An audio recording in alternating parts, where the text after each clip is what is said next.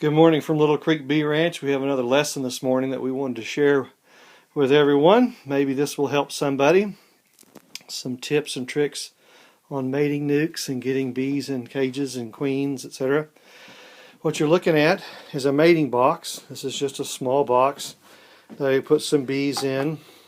We'll put these frames in the big colonies and they'll draw them out with wax and larvae. And then we'll put a queen cell from the same colony that we'll raise. Put in here, let the queen hatch and mate. The reason it's really small is so that when we come to find the queen, she's really easy to find. We don't have a giant mass of bees to go dig through and find her. It's just a little tiny box, but they'll do fine. Called a mating box. And it has flowers on the front, cotton plug to hold them in when we're transporting. We covered this earlier. Orange stripe. Bees like colors, shapes, you know. But what about getting the queen and some of her attendants in a cage? A couple of points that need to be understood is when we take a queen from the mating box, she needs some of her own attendants from her little tiny colony, not from another colony. They'll kill her, so we want to make sure that we get her attendants from this box in a cage. So, here's a tip on how we do that. If you look here, this is an odd looking nuke lid. Okay, that's what you're looking at, is a nuke lid. Just a normal nuke lid, painted, but has 20 holes drilled in it. And what we have done is to take like a, what is that, a 1x1 piece of square board and diagonally cut it. And so we have a little stand for a bunch of queen cages. And the principle is that bees will go up to light. So what we have done is we have drilled holes. Let's see if I can turn it this way and go up this way. There it is.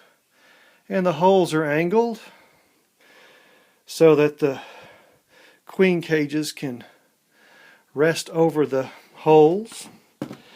And the idea is that we want the workers or her attendants to come up through the holes and into the cage. If you'll look at it, I don't know if that's very good. The little nails just allow the cage to slip in. Let's see if I can take one out. Yeah, there's a hole there, and this is a candy end, just the regular normal candy end, and we'll slip that between the nails, and it lines up nice. We made sure to get it lined up when we drilled it.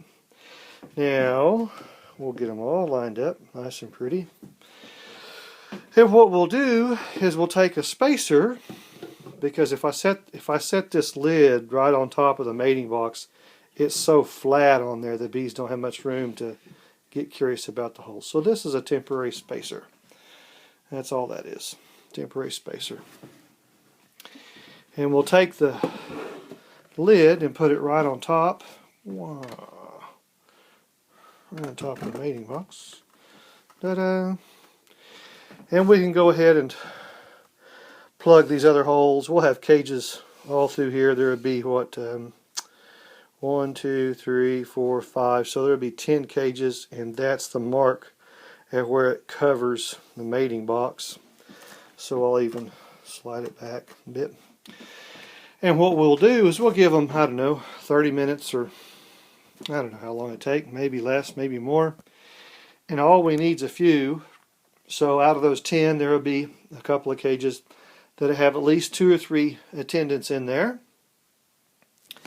And should be focused on the sugar. Let's see how I would do this. I would slide it out like this. Ooh.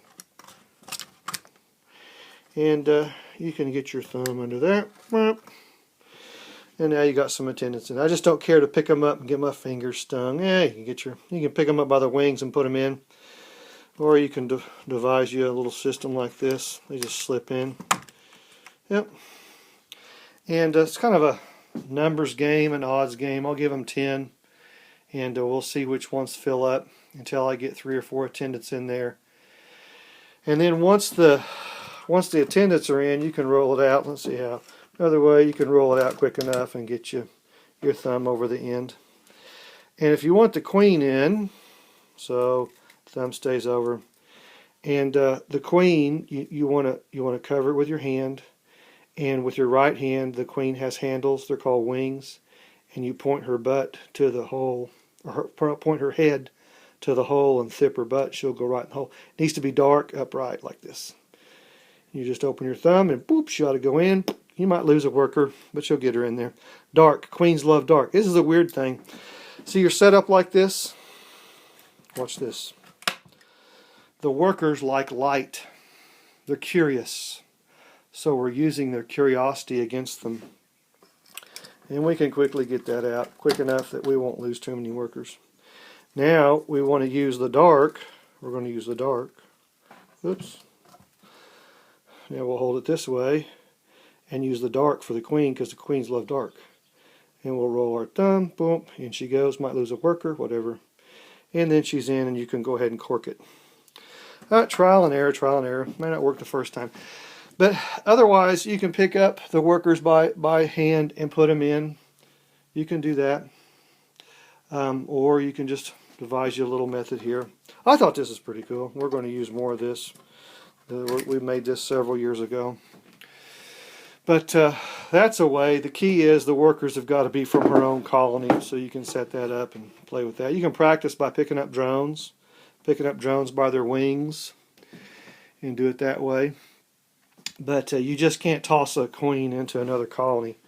So you use the light against the workers. They'll go up. They'll fiddle, fart around up and down in there.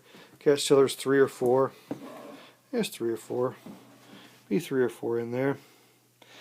And then you can slip it out quick enough. That's pretty quick. And now I've got it. I'll just get it on a good edge where I can cover it with my hand. And while somebody's maybe finding the queen for me, or I'll grab the queen, hold my hand, open my thumb, point her head up, boom. Just do the best you can.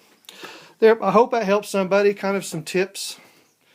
There's one way. I know there's lots of ways, but there's one way. Yeah. Cool beans. More to come, man. Hey, we're just getting cranked up. It's cold for May. Lots more to come. We'll see you later.